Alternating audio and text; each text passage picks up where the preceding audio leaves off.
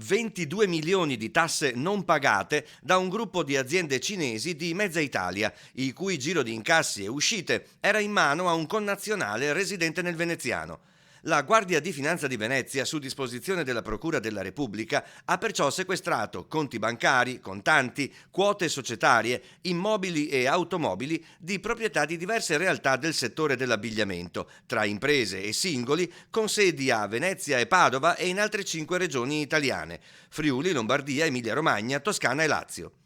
Tutti erano coinvolti a vario titolo in un meccanismo di evasione fiscale ai danni dell'erario italiano, con redditi non dichiarati dalle imprese per 50 milioni di euro totali tra il 2013 e il 2019, IVA e imposte dirette evase per appunto 22 milioni. 20 le perquisizioni della finanza, non solo nelle sedi delle aziende e nelle abitazioni dei titolari, ma anche in studi di commercialisti.